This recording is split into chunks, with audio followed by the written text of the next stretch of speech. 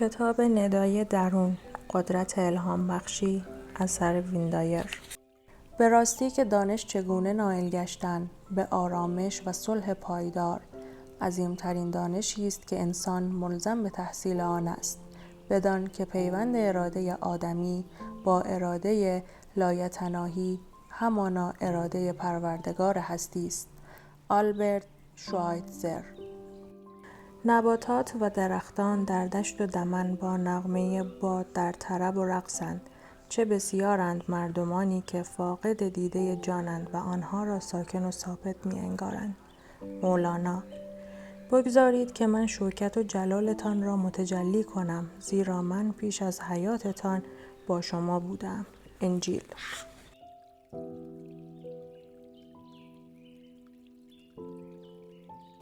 مقدمه. من همواره به شهود باطنی عشق می‌ورزم و متابعت از الهام و ندای درونی که بر قلبم جاری می شود، سرور و شادی حیرت انگیزی را در من موجب می شود و یقین دارم که شما نیز از تجربه کردن زندگی یک سر الهام و شهود لذت خواهید برد. کوشیدم تا کتاب حاضر را بر پایه این اندیشه عظیم به رشته تحریر درآورده و تجربیاتی که خود در این زمینه داشته‌ام را با همه مردم دنیا سهیم شوم. کتاب حاضر مشتمل بر تجاربی فراسوی تجربیات پیشین من است. به مدت چند ماه هر روز حدود ساعت 3:30 صبح بیدار می شدم.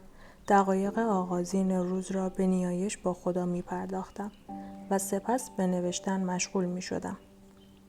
همواره بر این باور بوده و هستم که یکایک واژه‌های این کتاب از قلبم بر قلمم جاری شده و خود را به دست شهود باطنیم سپرده بودم. به راستی که آنچه قلمم بر صفحه کاغذ می نگاشت همانا دریافت‌های من از دنیای نادیده ماورایی بود. به جرأت اعتراف می کنم که هیچ یک از الفاظ این کتاب منبعث از ذهن من نیستند، بلکه همه واژه‌ها از اوست.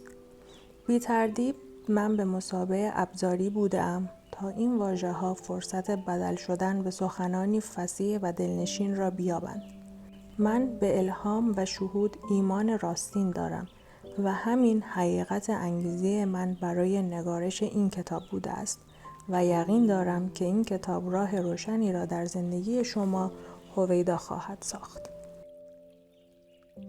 به طور قطع و یقین در میان کتاب‌هایی که در طی 35 سال اخیر مشغول نگارش آنها بودم، کتاب حاضر تنها کتابی است که در آن بی‌باکانه از تجربیات شخصی و اسرار معنوی و باطنی خود سخن به میان راندم. تصمیم گرفتم که از رویدادهایی که برای خودم پیش آمده و تجربه کرده بودم بهره بجویم. رویدادها و تجربیاتی که بی‌نظیرند و تجارب شخصی خود من بودند. در این کتاب کوشیدم که از گزینه‌های سنجیده استفاده کنم. آن هنگام که نگارش کتاب را به پیش می بردم، همچنان که به نوشتن در باب این موضوع پرمعنا مشغول بودم، به مکاشفات باطنی نیز نائل می گشتم. لذا خود را ملزم دانستم که احساسات و الهاماتی که تجربه کرده بودم را با همان وضوح و روشنی که حسشان کرده‌ام به خوانندگان نیز منتقل سازم. درست به سان اینکه خود تا زمانی که طعم انبه را نچشیده باشم نمیتوانیم از تعریف دیگران مزه آن را درک کنیم. من نیز قادر نبودم صرفاً با نقل کردن تجاربی که سایر افراد پیرامون ندای درون و شهود داشتند، آنطور که باید و شاید عجین بودن خود را با الهام درون و شهود باطن برای شما روشن سازم. در نگارش این کتاب قلب من تنها سرچشمه شهودم بوده است. به راستی که این صفحات معطر به عطر ندای درون است. اگر مشتاقید بدانید که چرا در طرح جلد کتاب از تصویر پروانه استفاده شده است، مطالعه فصل آخر کتاب با عنوان هنگامی که با جان درآمیخته‌ام زندگی را چگونه می‌بینم را به شما پیشنهاد می‌کنم.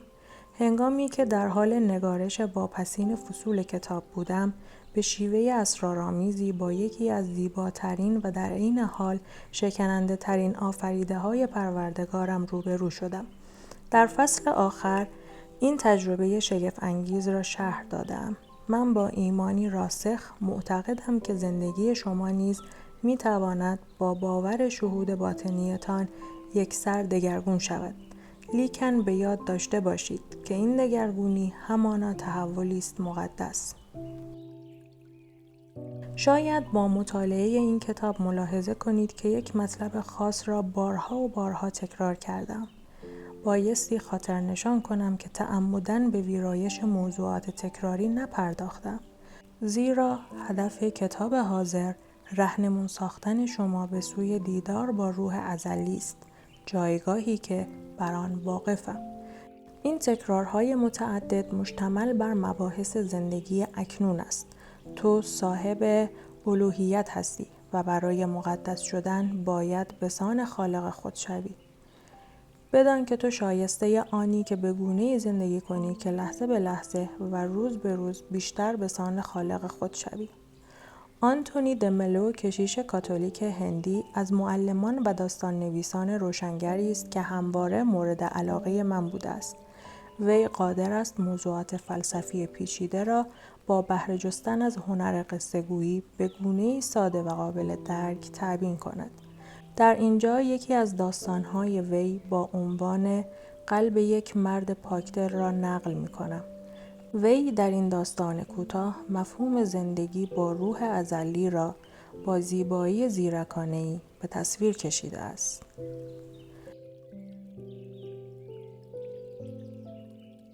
مریدی در برابر مولایش تعظیم کرد تا به وادی معرفت قدم نهد.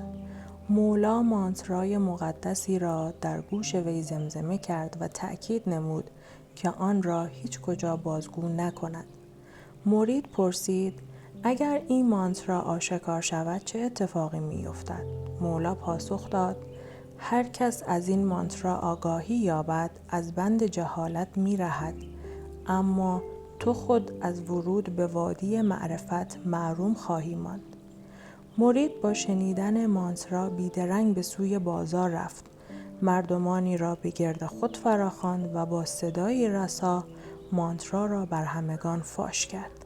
مریدان دیگر که شاهد ماجرا بودند گزارش وی را به مولایشان دادند تا او را به دلیل سرپیچی از فرمان اخراج کند.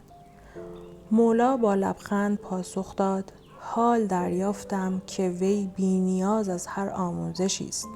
کاری که وی کرد بیانگر آن است که حقیقتاً یک آموزگار روحانی است.